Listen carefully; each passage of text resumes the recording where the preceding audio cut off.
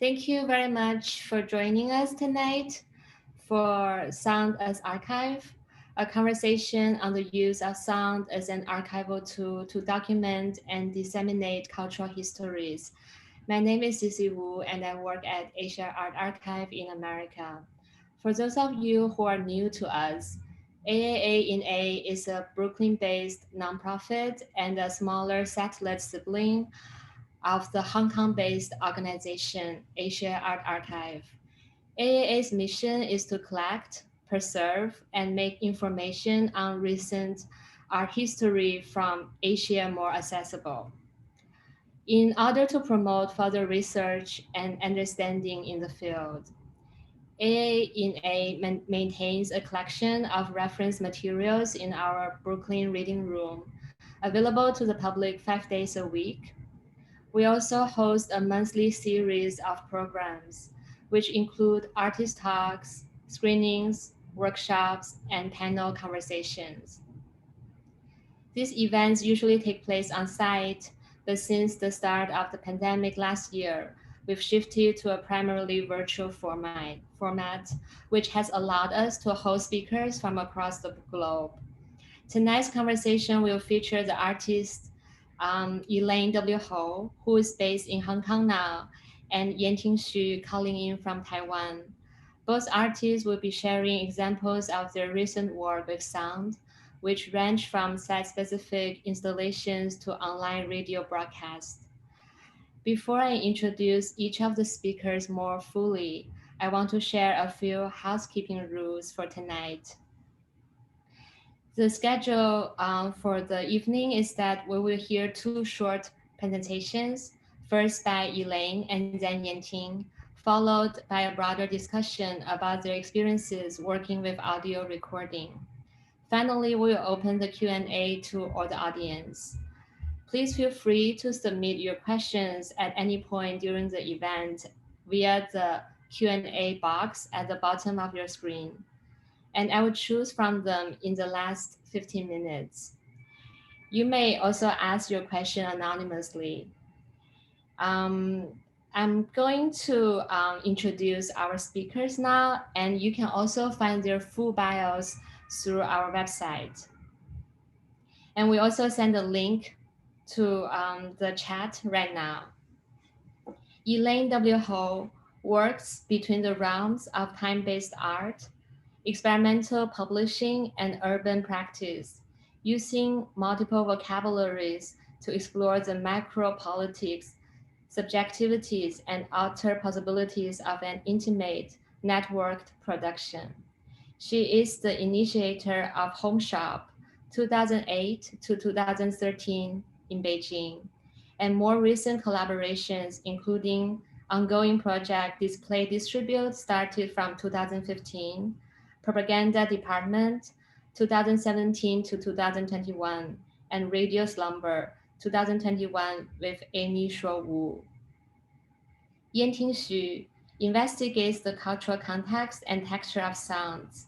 Her works often reflect the relationship between sounds, environment, individual and/or collective memories and emotions, using field recordings as her primary source material, interwoven with electronic sounds and objects. She experiments with both documentary and narrative elements of recorded sounds. She creates installations, performances, audio documentaries, electroacoustic music, and more. Now, without further ado, I'd like to turn the screen over to our first presenter today, Elaine, and she will start her presentation. Please use headphones if you have one for tonight, just to have a better listening experience. And thank you again for joining us tonight. We look forward to hearing your questions at the end. Elaine, you could share your screen now. Thank you.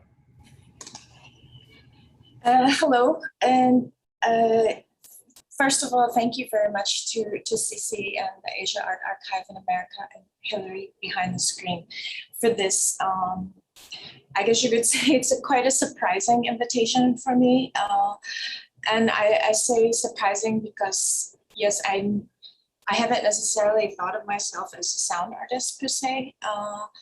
And I guess this opportunity that therefore gives me the possibility to reflect upon it and work over a great deal of years. That has actually involved quite often sound, but as I said, I never considered it a central part of the practice. But in a way, it's always been a tool that has accompanied me for many, many years. So I wanted to start way back when, this funny slide presentation, with this, as Cece mentioned, an artist-run project space that I used to co-organize in Beijing from 2008 to 2013. And actually preceding this space,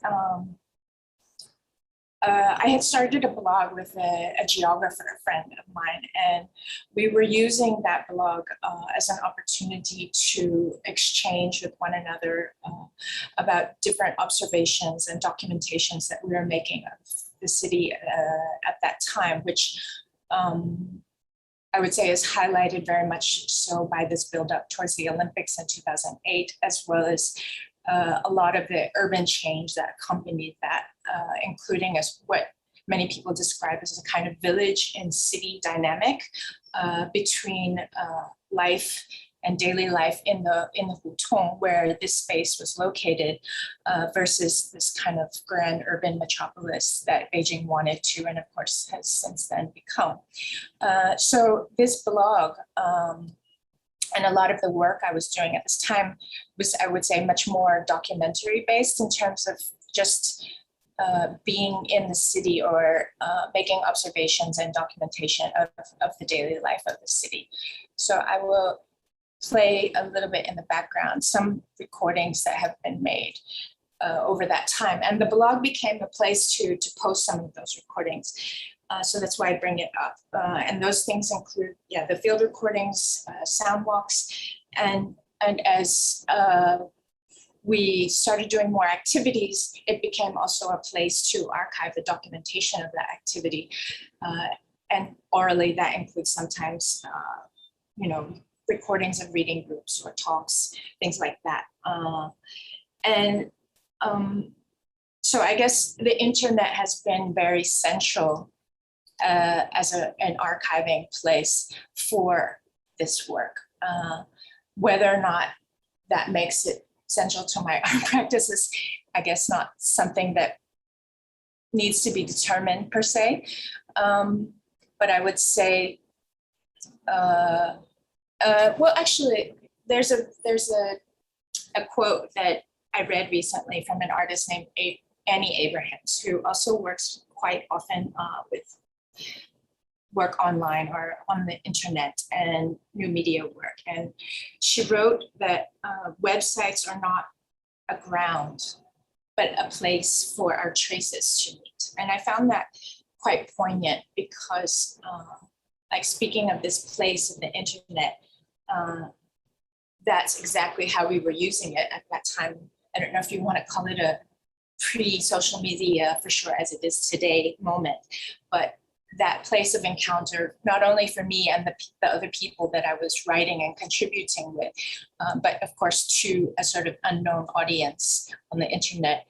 But it's also the trace of those encounters that we were having with the city, via writing, via images, but also via sound. And that, I would say, very much is a sort of collaboration that happens within the context of everyday life practice. And that collaboration, in many ways, I would say, is actually the core of what my work is about as an artist, rather than it being, per se, a particular medium or even a particular theme. Because I do happen to work collaboratively quite often, whether it's via that co-organized space or different collectives that have popped up over time. And I think this is what makes my work quite difficult to describe or kind of boil down into any one particular idea, because the emphasis, therefore, is about a sort of lateral way of working that emphasizes process, or those encounters and collaborations that happen across work. So it's not about any particular or singular output per se. And so while I do have my own personal website that I do archive various sound works and other works, I haven't seen it always as so appropriate to be able to put, for example, works from collectives onto my personal website. And so I ended up opening a SoundCloud account. And this SoundCloud account, I guess you could say in a way is cheating, because it just became a place for me to dump a lot of sound works from very different practices and different collectives, because I had been doing a lot of those things over time, but I think especially because most of those things were things that haven't necessarily found their way into exhibition context or to other kinds of audiences, I like the possibility that this, being a sort of mainstream platform to a certain degree, could access different people in a very casual way. And I also appreciate the possibility with sound that it is something that a listener can engage with on their own time, or even in their own space. You know, that translation of a sound environment that is created by music, even, or a ambient sound piece placed into the context of you listening to it on your way to work, or while you're washing the dishes. I enjoy very much that possibility that I think is again embedded in this history of being very much interested in sort of the daily life of artistic practice. So anyhow, continuing onto the internet, I will go into a little bit detail then about, I wouldn't even call it a project per se, and it's a kind of funny example of how sound is sort of being, or how sound kind of inadvertently became engaged as a way of dialoguing with other people, and it became a collaboration, but by chance in a certain way. So this is this screen is another blog that I've kept for quite some time with a different group of people since 2005, actually. So it's quite a long standing. So again, very much a kind of part of my daily life on the internet, in a sense, even though it's not used very often, or we don't contribute to it so often. The kind of writing that or work that appears here is a bit more reflective, and it also became a place for certain things that don't have a place to be archived elsewhere.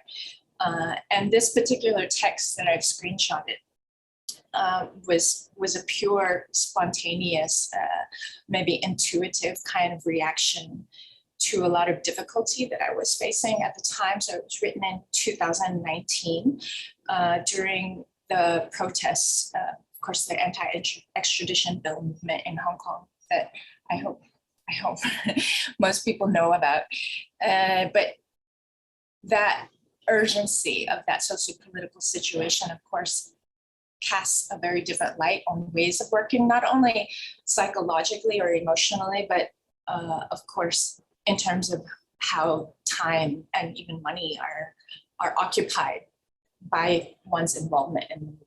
And during this time also, I was, of course, because I was highly concentrated in the events that were happening in Hong Kong, I was visiting China less than I had before. And a friend of mine based in Guangzhou at the time became pregnant, and her boyfriend left her. There was a series of a lot of social dramas that occurred, and I was not able to be there for her at that moment, I suppose, or at the entire occurrence. Kind of all of these things were hitting me, and I wrote this text as a sort of conflation of these different emotions that were happening at the time.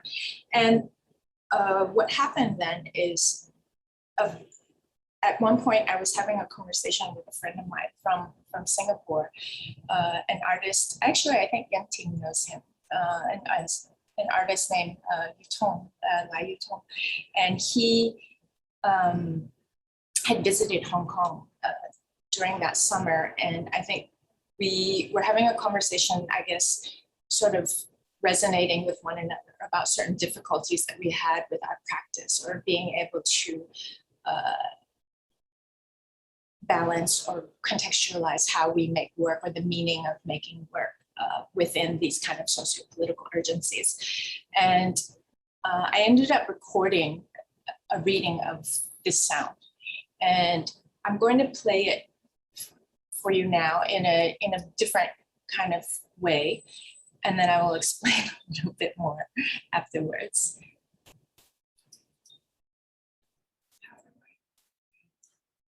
Apologies. Why are we not running away? Why do we spend so much time together, only to prepare for our solitude? But the same collapses in upon itself. It's just so hard to stay fiery. These weekends going out there, around and behind and on the margins of front, the smell. These acculturations that kill me. Weekend, Monday to Friday. It had dawned upon me after this summer of discontent that the problem right now is that all that practice that I had built a practice upon didn't make sense anymore. Like I used to dislike contractions, and now they're here all over the place. Sense changes. Is she more awake now that she's pregnant and he's gone off to the Philippines? Where is that collusion between all those baby details we once found God in and baby mama, this big shit of a mess we're in now? The ultimate form of which is love and death. This is our wedding day, so why are we thinking such a lot? Why are we worrying? Why do we worry who we are? Why do we worry about how to explain? Why do we worry if we should explain? Why this whim? And why we want to win? Why the place? Why the song? Why the life? Why our lives? But why not?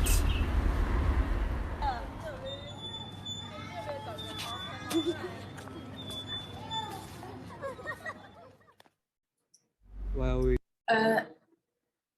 Okay, so this, the male voice that you've heard now, actually this is not from Yutong, the artist in Singapore that I mentioned before. And this is what makes it quite interesting. So the second layer of the story is that after I sent this recording to him, it ended up very inadvertently. You can check his Bandcamp. I think they will put a link to his Bandcamp. So the group is called The Cosmologist.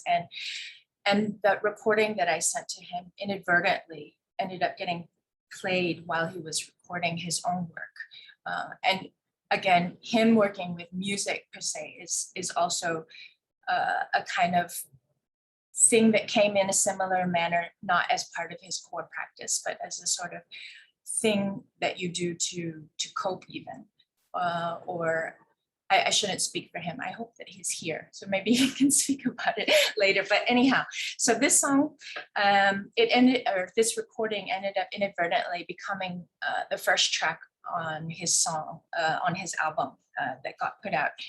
And I, not so long after that, Miao Zi, the single mother friend in Guangzhou, she was working on a film that also addressed the issues that she was facing at the time, being about to give birth, a single mother. And she asked if there was anything I had to contribute. And because this text was also very much inspired by her, I sent her that audio track that was then that inadvertent collaboration between the cosmologist and I. And actually, she doesn't speak English. And so she asked a friend of hers to translate it for her. And his name is Jojo. And during this process, I suppose, of him kind of listening to this audio and translating it for her over time, he was inspired to write his own response. So the voice that you hear in that little excerpt I just played is his.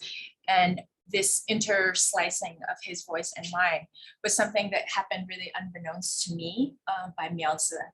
And she ended up putting that into the film. So that film, you can see, there's another link, I think, that might show up.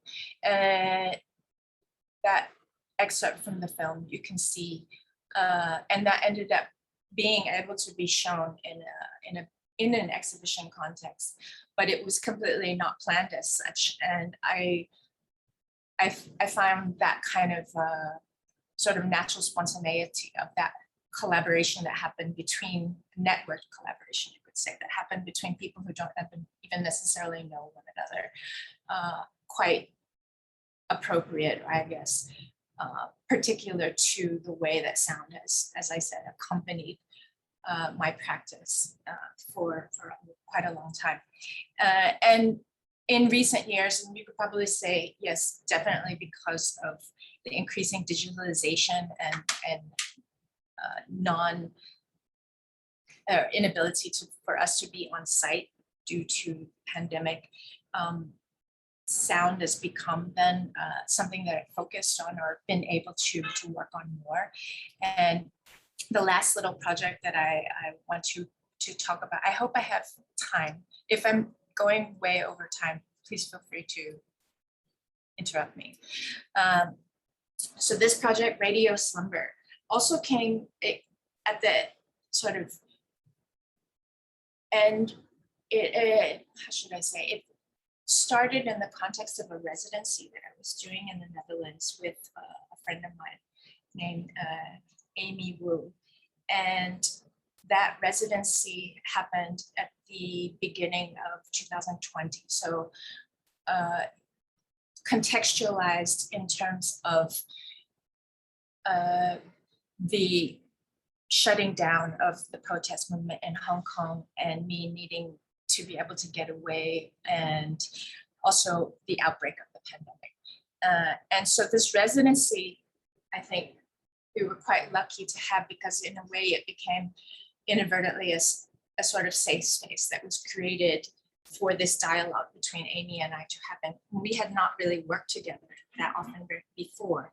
And you also have to imagine a lot of course, incidents of racism against Asians that were happening in Europe and the United States at this time. And so I think that residency in a way became the haven or a code for us to create a dialogue about these issues, including questions of Asian diaspora. And we organized a series of, I call them potluck workshops, secret society, spa retreat, fests of slumber. This is what we were calling them. So they were very small private gatherings that we conducted with a few other artists, Asian diaspora artists that were working in Europe.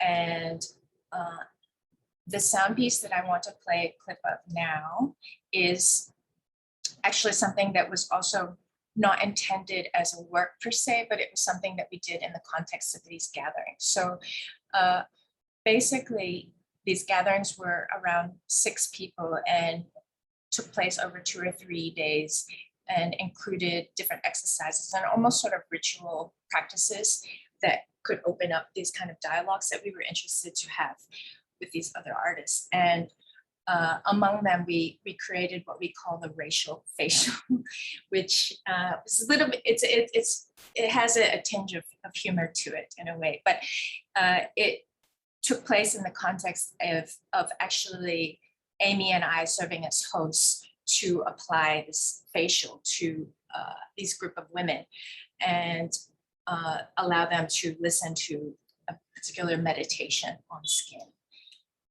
in that context. So here's a little excerpt. Oh, I again forget to share screen just a moment.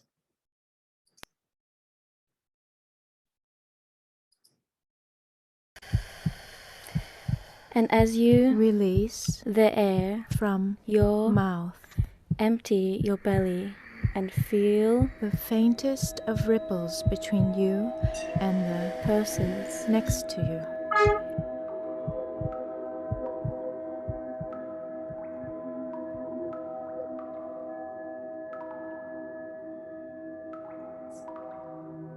This ocean of our bodies, 60% made of water, reaches cavernous depths.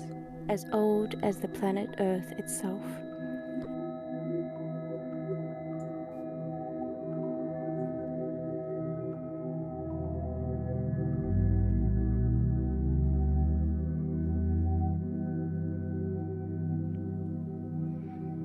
As we sink into the second layer, Let us rise to the surfaces of a cultural reading of skin. We are exposed to, questions of race and identity, and our skins are infused with racial tension.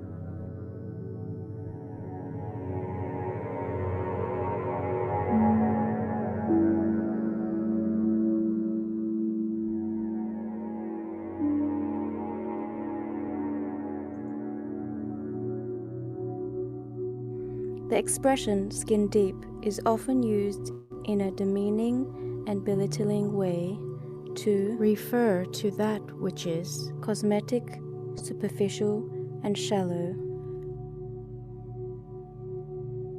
but beyond the oceans of our bodies. There are Shallower spaces which organize society and rank us by our skin color, skinny places in which people's intelligence, humanity, and value are measured by the tint of skin. What is skin deep,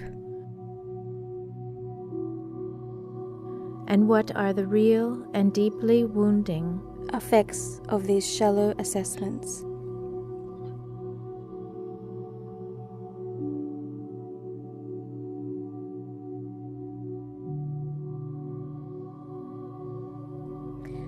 How do we care for these surfaces that are densely wrapped with social exclusion, the denial of access to resources, to privilege, microaggressions, and the experiences of institutional racism?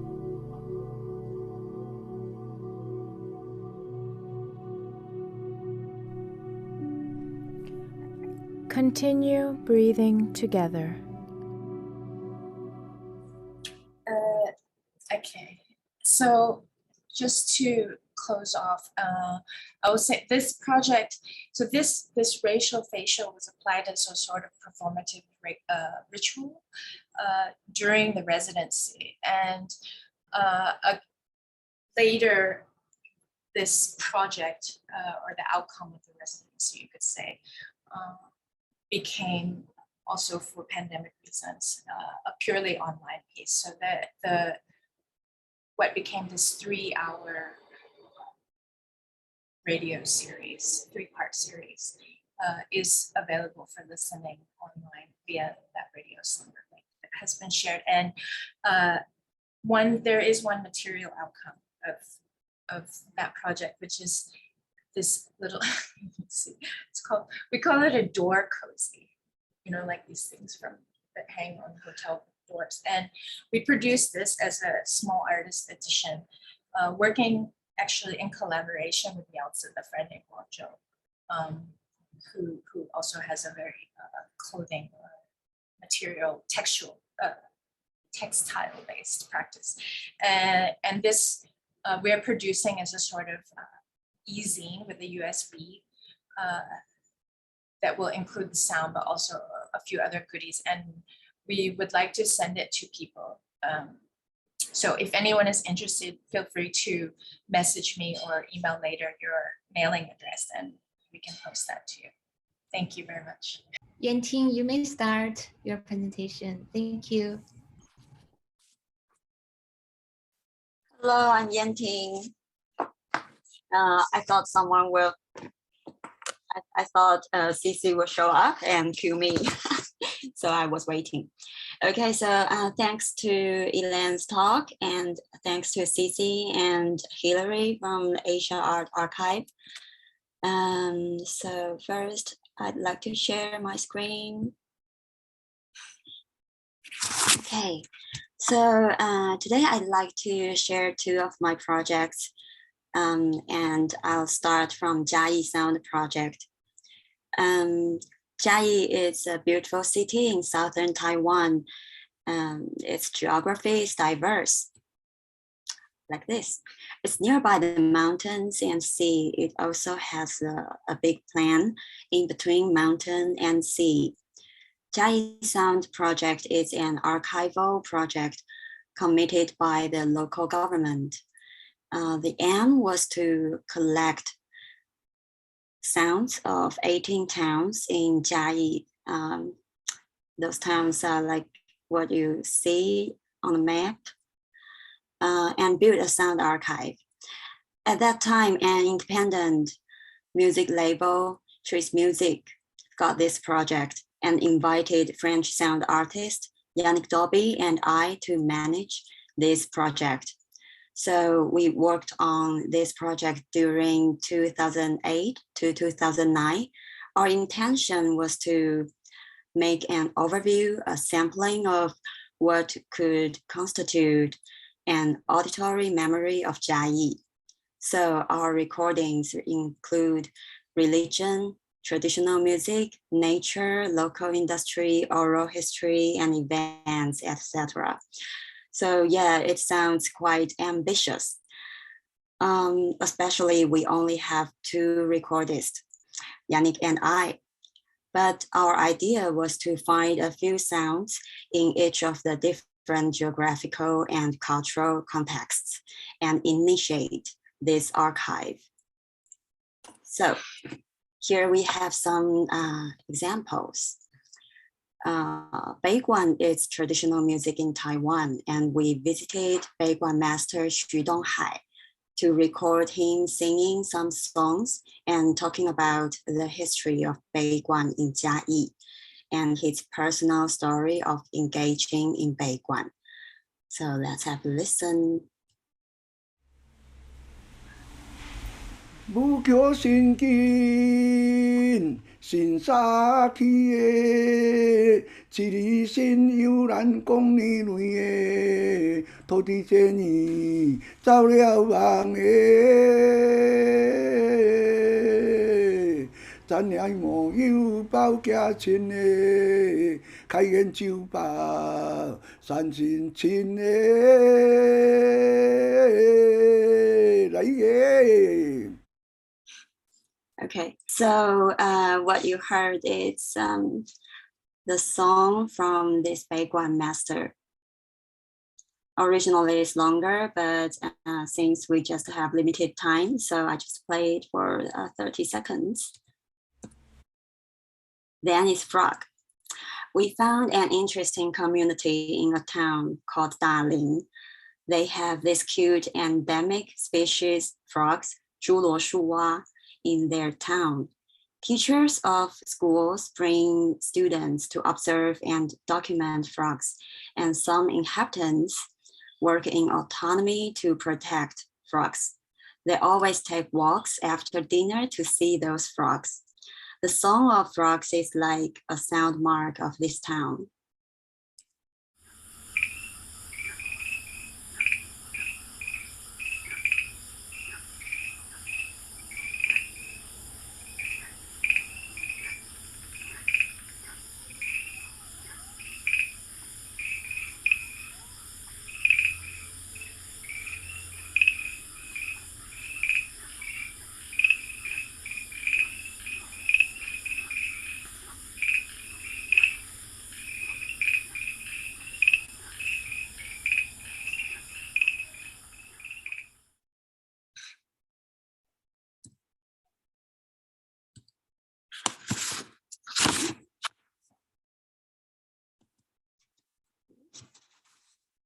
stops.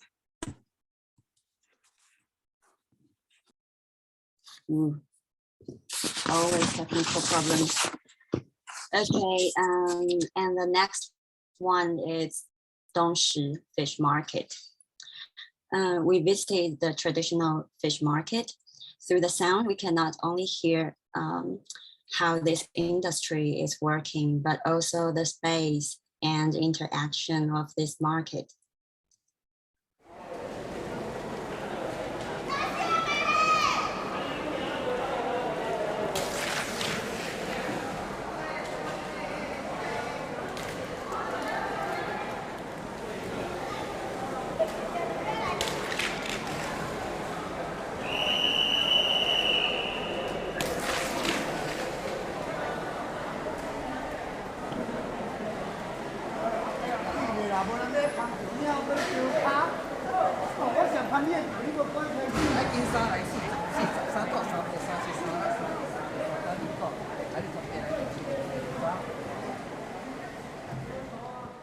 So in this sound, you can hear people are throwing the baskets full of fish from one place to another, and also how they sell their fish. Okay, then we start from a song.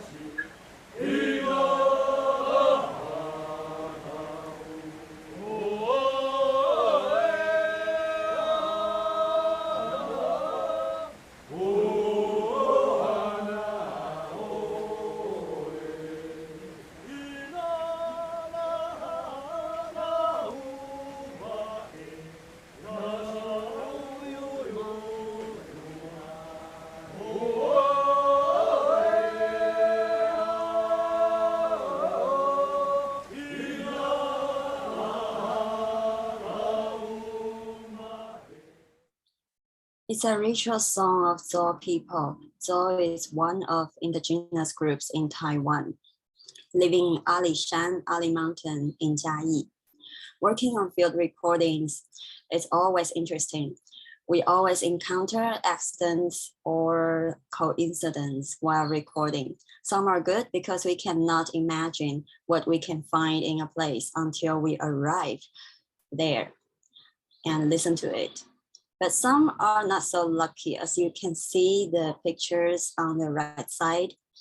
In the summer of 2009, we met Typhoon Morocco, a tremendous one, when we went to record these beautiful songs of Zhou in the mountain. So we were stranded in the mountain for a few days, and we saw this debris flow while taking the helicopter back to the city.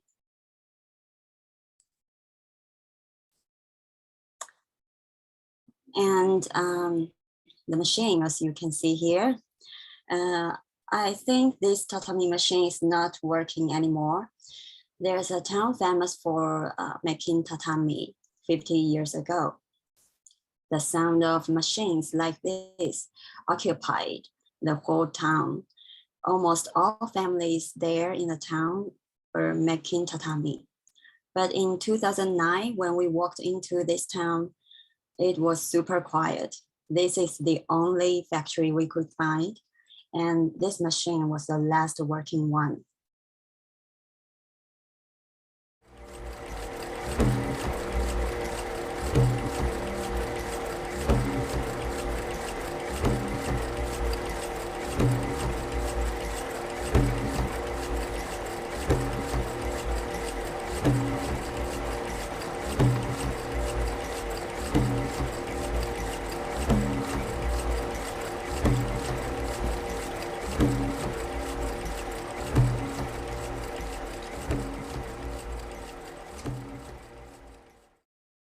So it's the sound we recorded from one angle of the machine, but if we listen to this machine from different angles, we can listen to different songs from the machine. Because of global warming, mat rush, the plant for weaving tatami, couldn't grow well in southern Taiwan anymore. And also because Taiwan joined World Trade Organization, WTO, in 2002, many industries moved offshore to other countries. So we recorded this tatami machine working on its last job.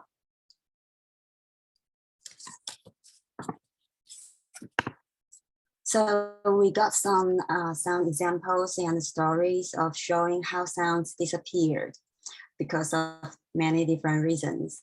But the fact is, sounds are always disappearing. When I record one sound in a defined time, it's gone in the next second. So doing field recordings is always like capturing the energy of a place and time.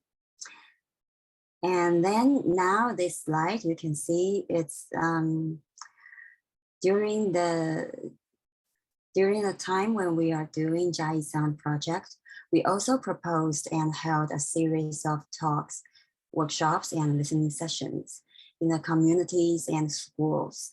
Since sound archive or sound library or sound art is comparatively unfamiliar and new to Taiwan, especially in 2009. So for us, it's important to take a few steps to make people feel like to listen to or use this sound archive. We hope to make it an alive archive, which has its users and listeners. And maybe we could invite more artists or local people to join and record sounds in the following years to keep this archive forward. So originally it's a 4-year project and we met a 4-year plan. But unfortunately, the government decided to terminate this project due to some reasons. So in the end, tons of sounds exist in our hard drives, but it's not accessible for the public. So now there's a chance. It's a picture in Jiayi Art Museum, and Jiayi Art Museum just opened last year. So it's a chance to awaken this dormant sound archive. This Jiayi Art Museum, they invited us to present the project in their opening show. And as I know, they do hope to include it into their permanent collection or archive. But it's still new and everything is not so ready yet. So we will see and keep our fingers crossed. For now, we selected a few of our favorite sounds and put them online for listening and non-commercial use. I will put a link later in the chat. So, Jiayi Sound project is from 2008 to 2009, and now I'm going to share another project started from 2019. I started this project, Blacksmith project, from 2019 till now. It's still an ongoing project. So this project is based on Xinchen Street, Xinchen Jie in Taipei. It's also called Blacksmith Street. It is the street where I was born and lived on until I was 7 years old.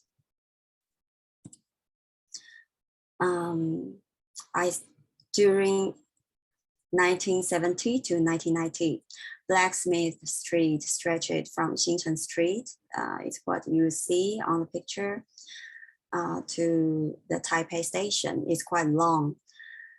It was the most prosperous period of time for blacksmith because of the nearby ship demolition industry.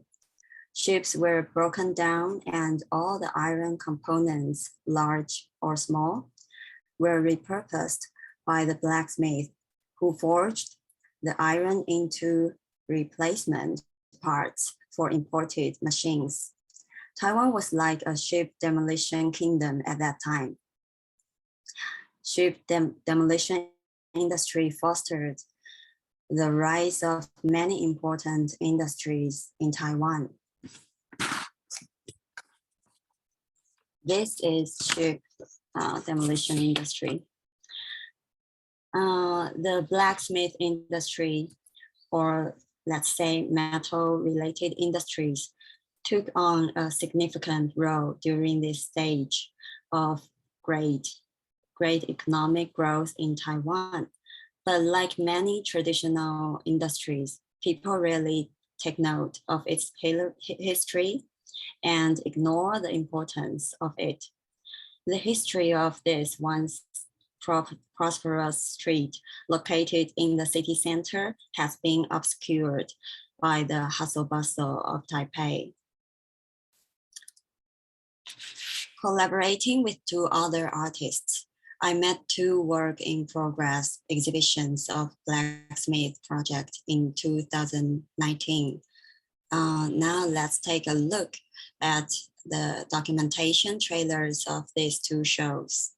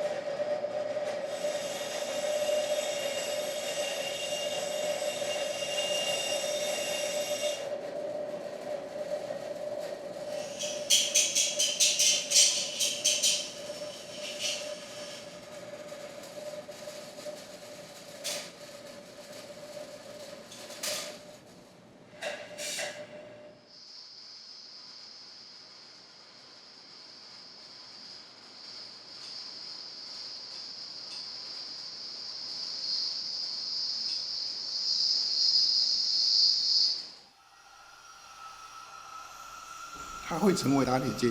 第一个是什么？我们台湾经济发展的一个必要过程，还有另外一个就是交通方便。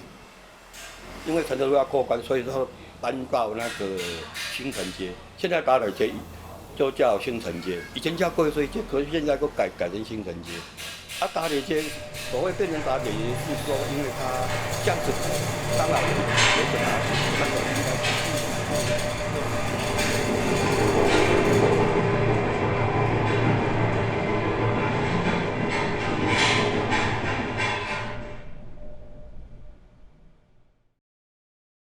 So in these two videos, all the objects, images, and sounds are collected from Blacksmith Street.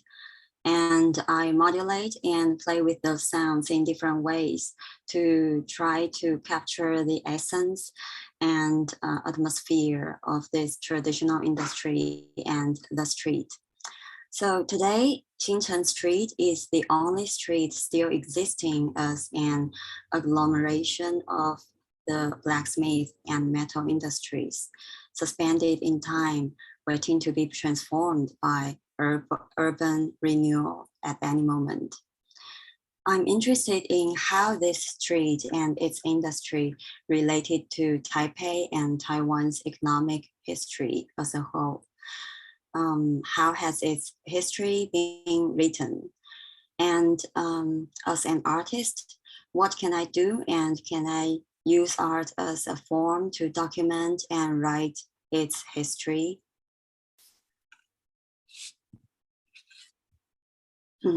So except exhibitions, because of this project, I was also invited to do sound tour guide talks and workshops in that area.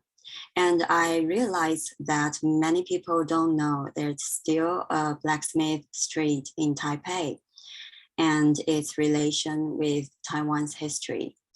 I'm still not sure what I can do for this topic, but I'm quite grateful that some people start to know and search about this street and industry because of this project.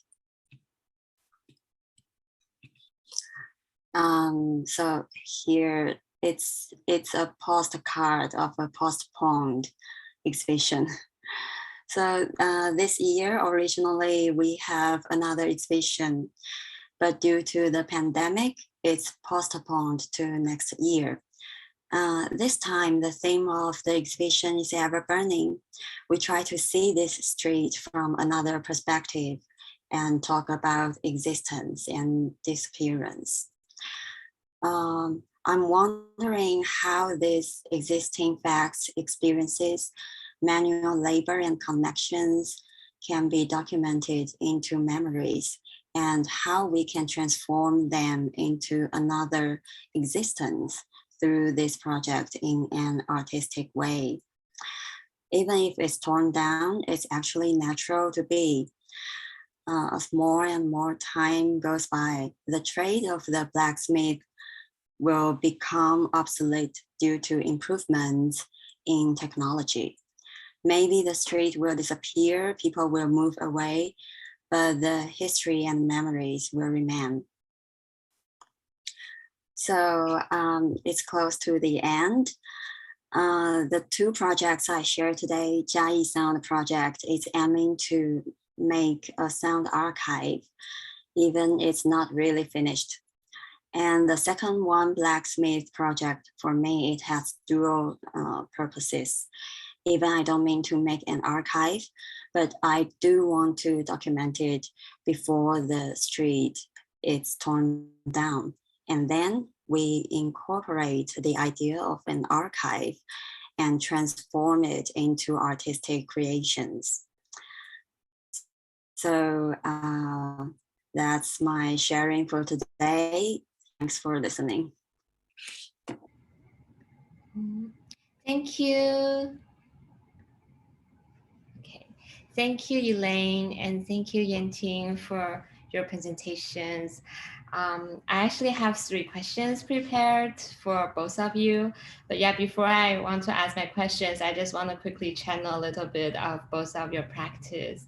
I think, yeah, both of the presentations are really interesting and beautiful in a way. I feel like both of you have very sort of this very different approach to sound works and sound making.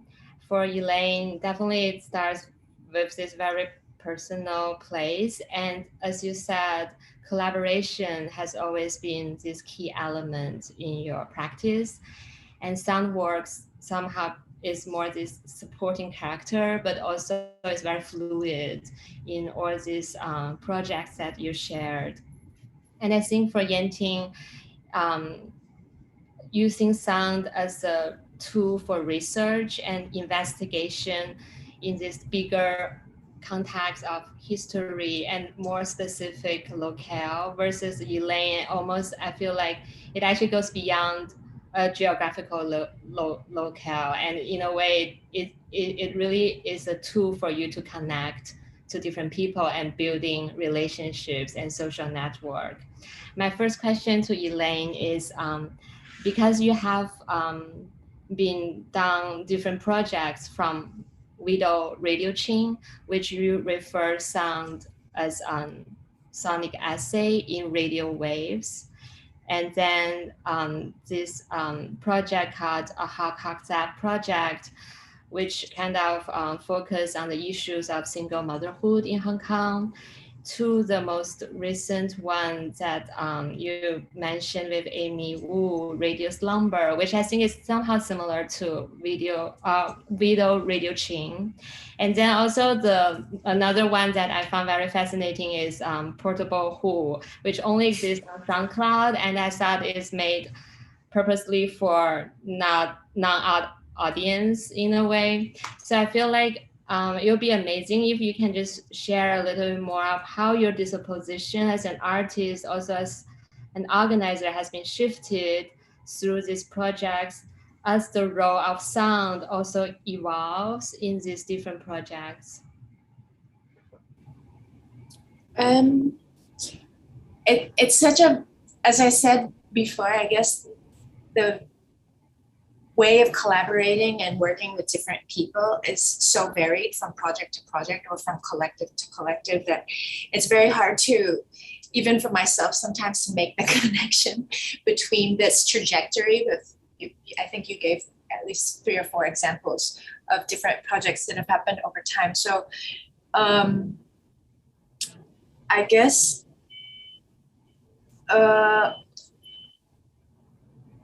what is core, I think there's a strong interest I have, even from the physical space of having this artist run space home shop, is the idea of a platform and the openness of a platform. And this has to do with a certain socio-political interest in processes of commoning, and that idea of how one can participate, or how we can work together, how groups are formed. All of those are really very crucial interests of mine.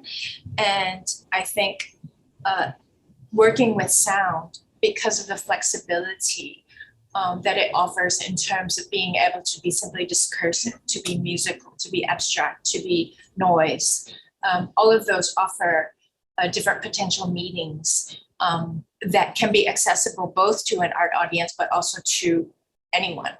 And so I think being able to work with sound and growing more and more concentrated to work with sound has been a way for me to collate some of those ideas. And it can happen, for example, with the Airtime project, the one that you mentioned with single mothers. I mean, that initial impetus to want to make that project is simply because of this idea of giving oral representation to a group of people who do not necessarily have that. The sort of domestic spaces that single mothers are confined to for economic reasons, for time reasons, because they're busy and they don't have time to do other things because they have to take care of their kid and they have to work. Then for me to facilitate offering that time that that voice can be made public was just, for me, a very strong interest. So, and I think sound allows that to happen in a way that would not necessarily be possible with that group of people who don't necessarily want to make their faces public. Right. And I feel like in your work, conversations or this very intimate conversation or dialogue is very visible. Yeah. Okay, so my question for Yenting is, yeah, it seems like you use sound as a tool for research, and it's very specific to the side of the history that you want to preserve or investigate, or kind of because sort of the sound that you mentioned is disappearing, and so that you want to build this non-visual memory in a way, or you want to call it an archive. And I think my question is, what is the reason for you to choose sound over image for your project? And probably what I mean is, especially for this Jiayi sound project. And also, if we have time, you could also share with us the process of collecting this sound, because it seems like maybe the tool or this technical aspect could be very interesting. So why I choose sound as a tool? Actually, I have loved music since I was a child. And I played piano and percussion when I was in school.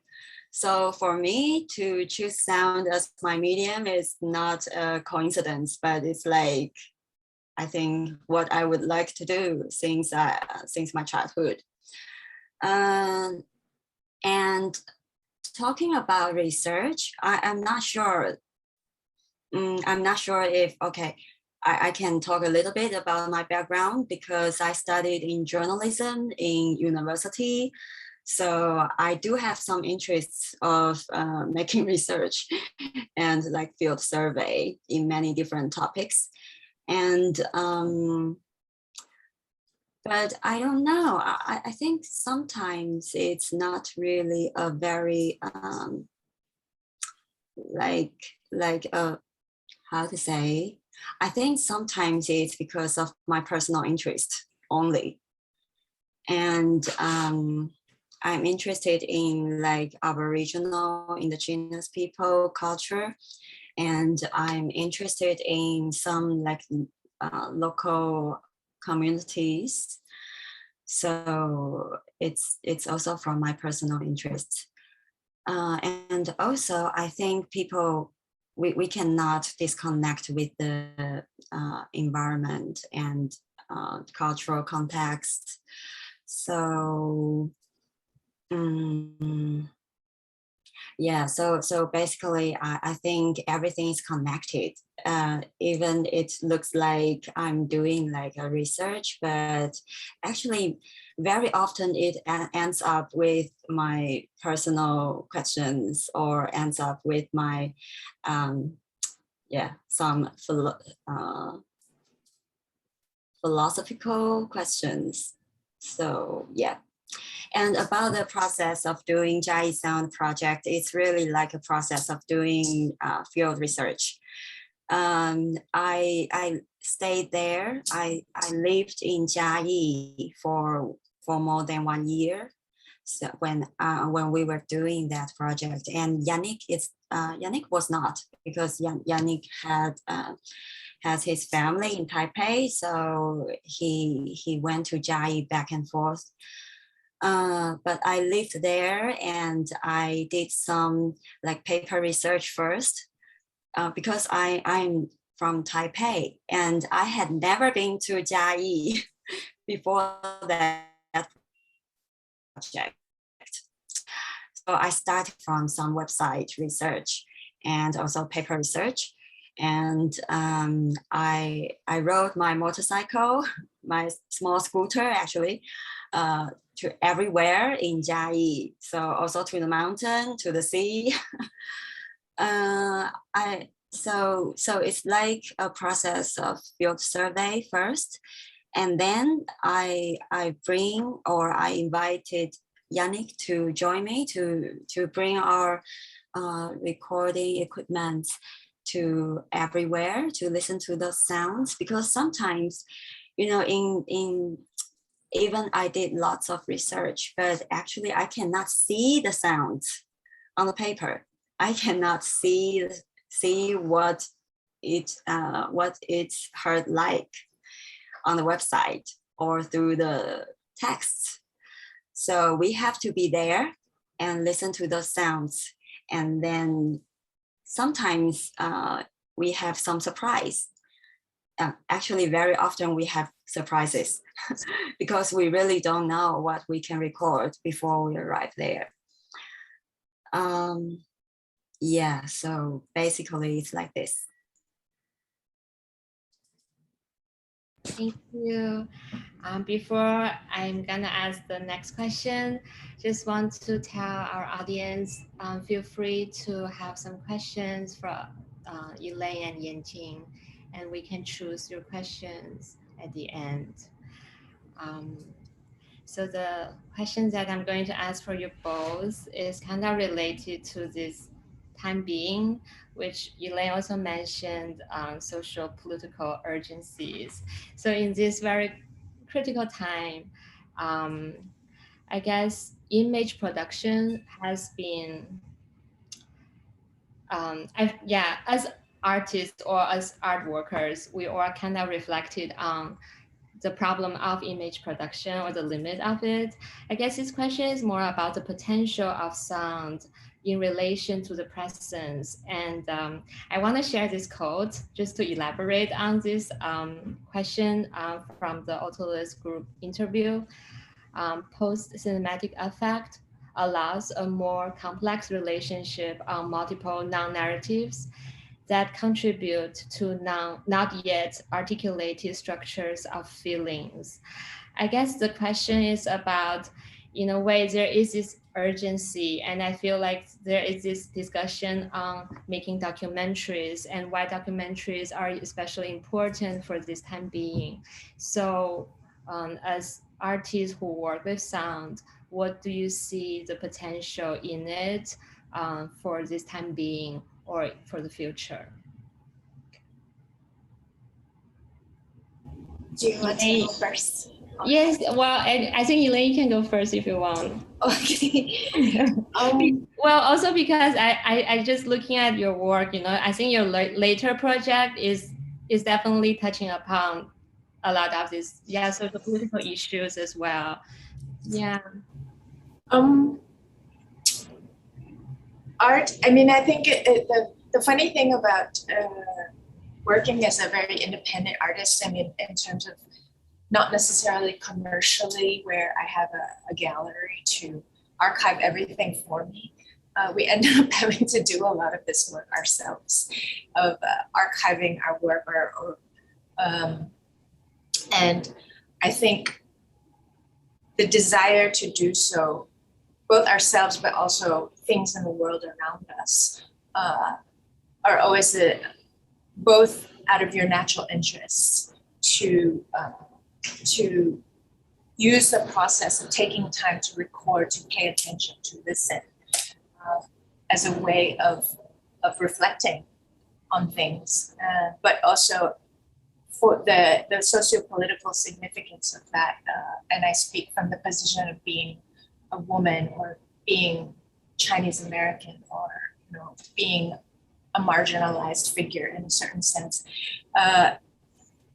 Then the need for that has to do with, you know, making alternative histories, right? You know, things that can exist outside of a certain dominant narrative of history.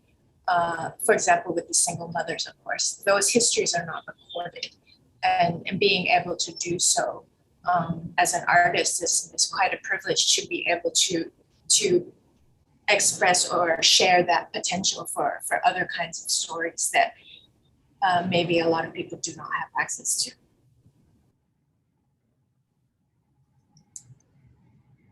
Thank you. Yenting.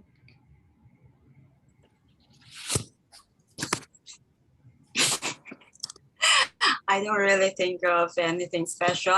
I agree with Elaine very much. And I think for me, yeah, I mean, I say I don't think of anything special because I think I'm always doing things like this in this like over 10 years and whatever during the critical time or not.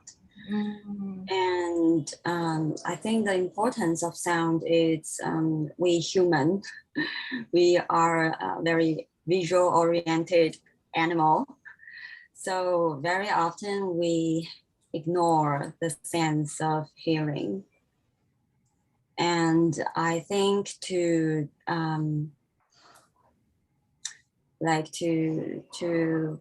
arouse this issue of hearing or listening to our environments, it's always the purpose of my projects or always the aim of my art practice. And so not only like exhibitions, but also I did lots of talks or workshops. It's for this, like recently I have a project. It's to build an educated pedagogy to bring those elementary school students to start to notice their environment sounds, something like this. Yeah, I don't really know what I'm saying now. So okay, so I think, yeah. So my point is, I think whatever is during critical time or not, but yeah, I think I'm always doing things like this. I just have a follow up to Elaine, especially because I guess Hong Kong, is legally changing and politically changing as well. So in terms of documentation, engaging with the reality, preserving what we actually can remember. Besides using, I guess, image, do you actually think sound has more potential to do more things? I mean, it's not a question of quantity. It's more quality. There's a qualitative difference, and to the way that one would pay attention. I think there's a group of people who immediately during and after the protest movement started building an archive of materials. There was so much material created during this time. I mean, in a way, of course, times of crisis are actually always opportunities for a lot of creativity, and including a lot of printed material. I know quite a few sound artists in Hong Kong that were doing a lot of recordings. And of course, there are documentaries that have come out of that. And the sound, I think, for me, I find it quite crucial because of the spatial aspects and the time-based aspect that is very, very different from the way of absorbing the visual, right? Especially with this hierarchy of the visual that we have as human beings, as Yenting says. We look at images all the time and there's a bit of an overload and it becomes atemporal because you look at things in a flash and there are things scrolling past your screen all the time. But to really listen to a sound puts you in a different space because there's a different process of attention that's required. And that I think is very important. Okay, so go back to Yenting, because in your work you also make installation and you kind of you transform sound also into sculptural objects. How do you think of your relationship towards physical space? Actually, in the beginning, I really have no intention to do like visual installations because what I like to do is I started from doing like radio radio works, and yeah, like pure sounds, pure sound works. But later, maybe from 2011 or 12, because okay, so I didn't say the end of Jai Sound project story. So in 2011 or 2012, so there's an art space invited us to do an exhibition about Jai Sound project, and we call it. So the title of the exhibition is Revitalization of Jai Sound. And so it's like a recycle. I mean, it's because it's only in our hard drives, and nobody can listen to those sounds. And that art space noticed this, and so we got a chance to do an exhibition of these sounds. So I think that's quite the start of doing the exhibition.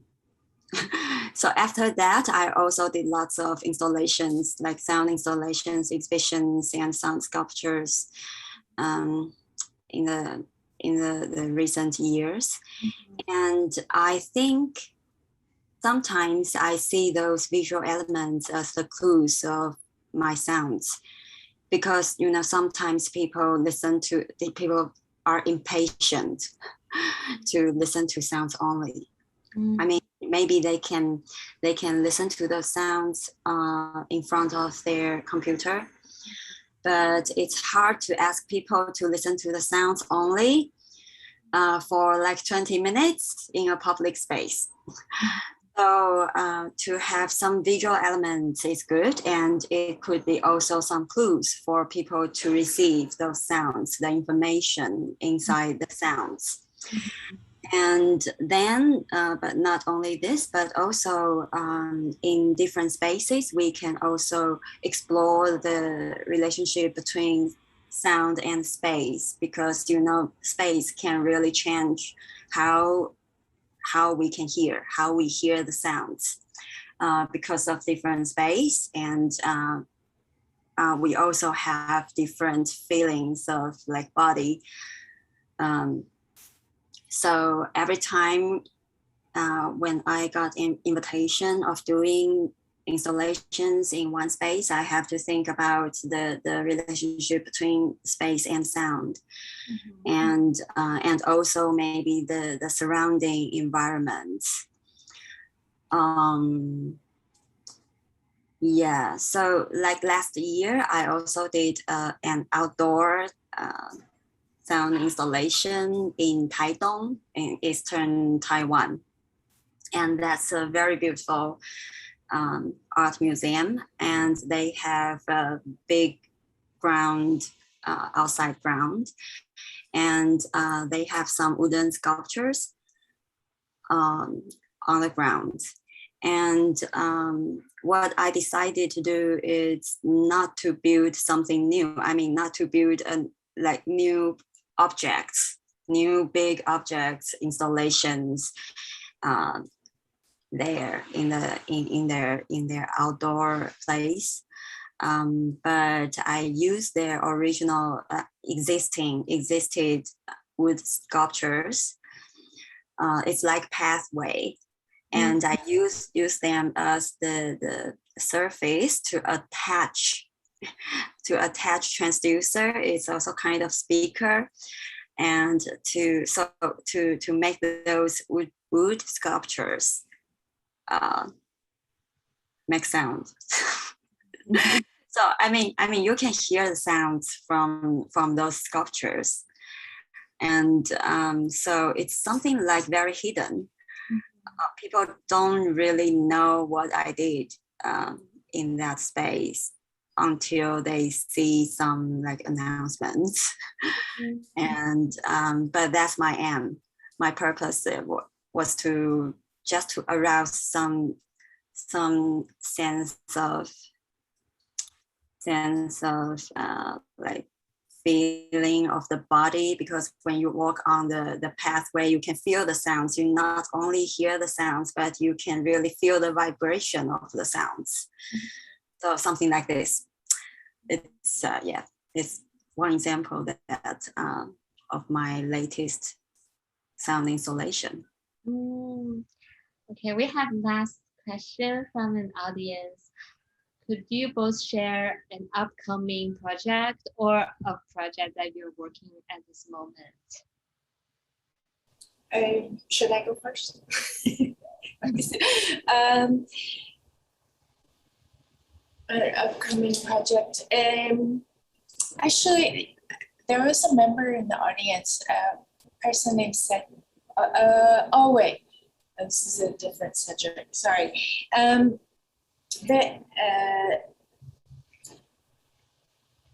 been doing a series of, I recently, I think it also comes out of the fact that I recently needed to move flats, and maybe because I've also moved cities quite a few times in my life, I think this burden of the material has been something that plagues me with every move, and so the kind of dread of having to move again started making me think more about my relationship to all of the things that I own.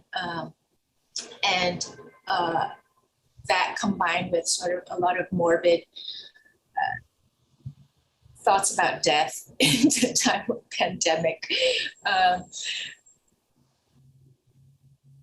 made me, or I guess it influenced me to start thinking of a log of these material goods. And I started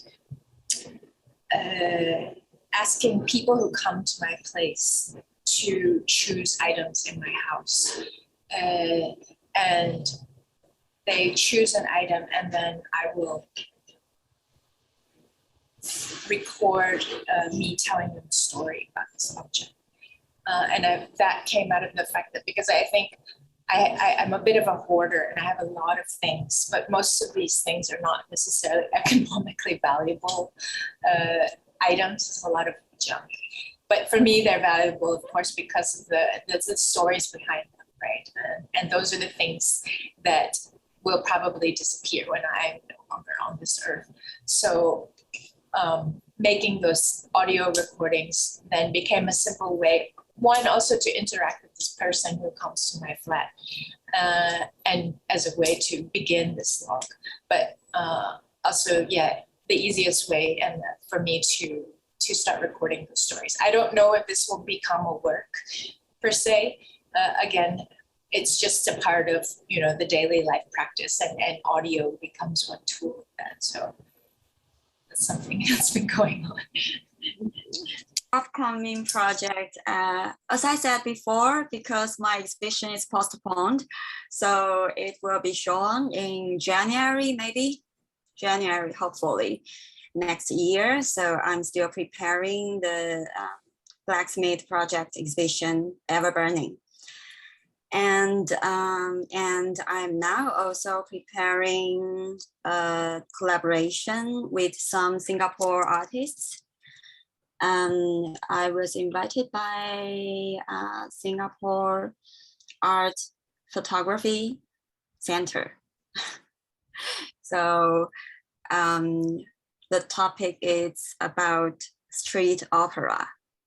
And they say street opera in Singapore is influenced a lot by Taiwan, by Chinese street opera in Taiwan.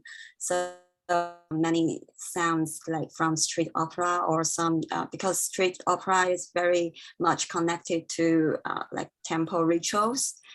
And yeah, but I'm now thinking about how to see it in contemporary context, but not only show the past. I mean, yeah, because all the recordings are like the past. it's disappearing, and yeah, when they become sound files, they are the past. But the thing is how we can connect those past files with now and with the future for a new city museum. And sound guide, you know, when people go to the art museum and you can have something like with your headphones and you can listen to some guide. But this time, again, Yannick and I will collaborate. It's actually like after 10 years, we collaborate again. And we'd like to do it differently. So we hope to make something more creative, not really like a very like boring sound guide. I'm sorry. But you know, it's not like a very like introduction, just like introduction to this place, this museum, and people, and then the voice of the guide is like very planned. And yeah, so we are still working on this, and we are just about to start. Thank you for sharing. Okay, I think our time is up. Thank you very much to both of our presenters tonight. We are very, very grateful to have you both sharing your stories, experiences, and experimentation of sound. And thank you to all the audience tonight who tuned in. We will be posting this recording of the talk in the next few days. So feel free to share with your friends and colleagues. Thank you again, and have a good night for both of you. Have a good day. Thank you. Bye. Thank you.